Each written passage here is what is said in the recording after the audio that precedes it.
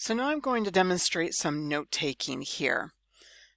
I already know that source 1 is my primary source. This is a pages-long article that gives excellent information on the speech and the impact and different aspects that I'm going to want in my presentation. So I'm going to start with something smaller just as a demonstration here. Again, it is not a biography. You are not going to go into detail about your person, but you've never heard of Margaret Chase Smith, I would imagine.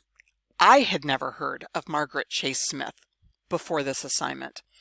So I do want to share a brief bit about her. Unlike, again, President Kennedy, President Reagan, Malcolm X, a lot of these people, even if your fellow students don't know precise details about them, many of them have a vague recollection. You probably should at least say that, though. You know, renowned military leader, a famous president from the 1960s, kind of thing. So anyways, I'm going to go ahead. I'm going to use this. I like this source. It's very brief. So I'm going to go ahead and use this one right here. There we go, a featured biography. And remember, I like index cards, but for this I want to demonstrate here using the computer. So I will use the computer. So this is source number 2 for me. So I'm going to put that right there. Do you remember that? Up here, a featured biography, source number 2. So I can just type in the 2 to keep track that any notes that I take are from source number 2. And that's right here. So now I'm going to read this for a little bit more understanding. So I'm going to pause this for a second so I can read, and then I'm going to demonstrate. Okay, so this is a pretty important person for someone that I'd never heard of before. So first things, the speech was on June 1st, 1950. And it was against something called McCarthyism. Now, I understand what McCarthyism, but I would imagine many of you do not. So if you were doing this, you would need to look up McCarthyism. And in fact, that's what I'm going to do next and take notes about McCarthyism. Because the speech that she gave, Declaration of Conscience, was against McCarthyism. If we don't understand what McCarthyism is, if I don't explain that to you a little bit, in the historical context, you will not have any idea how important this speech was at the time. So it says she was defending every American's right to criticize, right to hold unpopular beliefs, right to protest. Does that not sound something that also applies to today? That's why I chose this speech. So as I'm going through, a Republican senator, already know that, from Maine. I don't know that that's important. She served for 24 years in the U.S. Senate beginning in 1949. That's interesting because she gave the speech in 1950. So she was a new senator. She was a new senator. And then she had been in the House of Representatives for 4 terms. 4 terms in the House of Representatives. Okay. A lot of senators serve first in the House of Representatives. Again, I'm not doing a biography of her, so I probably won't include that. She was the first woman to serve in both houses of Congress. Huh. Interesting. She was often the only woman in the Senate. So the Senate is made out of how many people? Anybody? Anybody? 100 people in the Senate, and often she was the only woman. She established a reputation as a tough legislator on the Senate Armed Forces Committee. So it says she didn't restrict herself to women's issues. She worked with foreign policy and military affairs. She also was the first woman to seek the presidential nomination of a major political party. Wow. Okay. She died at the age of 97. Again, it's not a biography. So we got some interesting things in here. So I've read all of this and I've tried to process it. I don't understand McCarthyism yet, so now I'm going to come over here.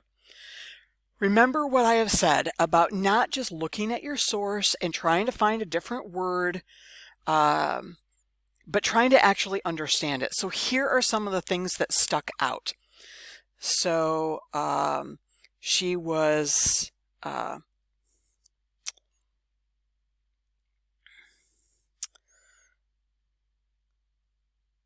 see, there's a pause here because this is my thought process. Like, okay, what really sticks out to me?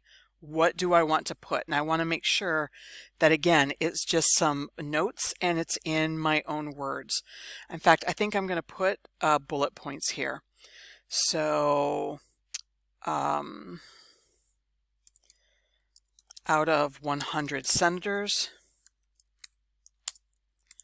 Smith was often the only woman. Speech given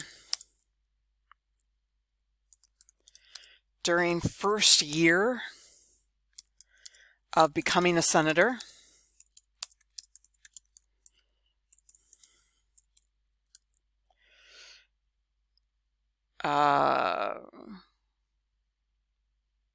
Well, actually, just a little over a year.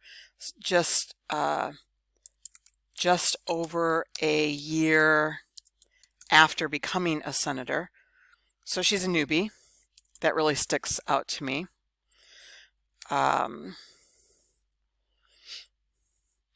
do want to, even though it says she's a Republican, I do want to remind you all that this is a Republican talking. So she was a Republican. She was the first woman to serve in both House and Senate.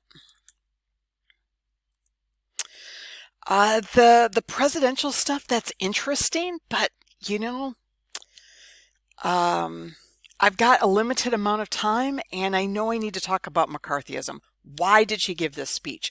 That's what's important. Why did she give this speech? None of this is a quote right here. And the part that they quoted, I'm going to be talking about anyways. So, all right, that's what I'm recalling. I'm going to flip back to my thing and see if there was anything else that I missed. I don't care about the 4 terms. I mean, I do, but not for this.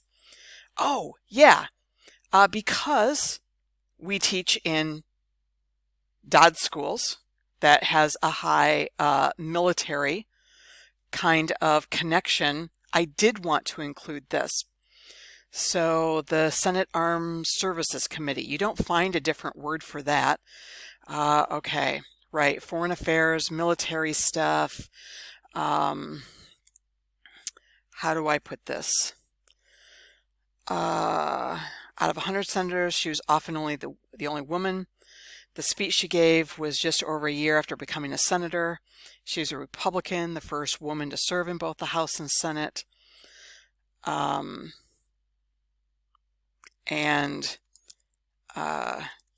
during her career, because this is after her speech, right? This is after her speech. During her career,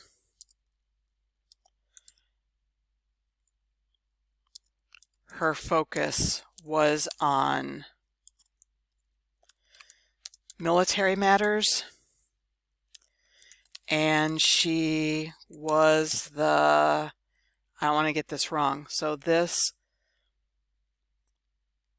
okay, so she served on the Senate Armed Services Committee, and she served on the Senate Armed Forces Committee. There we go. So there's my notes, and again, I might not use all of them in my presentation. So from there, I would go on, and I could list these in different places. Oh, I could list this as 2 and 2, and I could break up these bullets. So for example, maybe instead I want to put this here, which would make some sense. So this is kind of her background right here, and this is actually about the speech. In fact, that makes sense to me. If I were doing index cards, that's how I would do it. And I would actually probably put some kind of heading here to remind me. So this is background of Smith, and then this is going to be background of speech, and I'm going to have more of the background of speech. This one's going to be on McCarthyism. I already know that. And now, if one of my sources that I've listed already doesn't have detail on McCarthyism, for example, this New Yorker right here, I might have to get rid of a different source because I'm limiting myself to 5. So this McCarthyism here, if I go there to that link,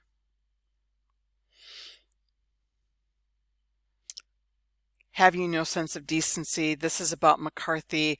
Now this phrase right here comes after the speech that she gave. This is additional criticism. I actually know that. So whether or not this is going to rock to public attention in 1950, here we go. Here's the same year, with his allegations that hundreds of communists had infiltrated the State Department and other federal agencies. Interesting. Then it continues into 1953.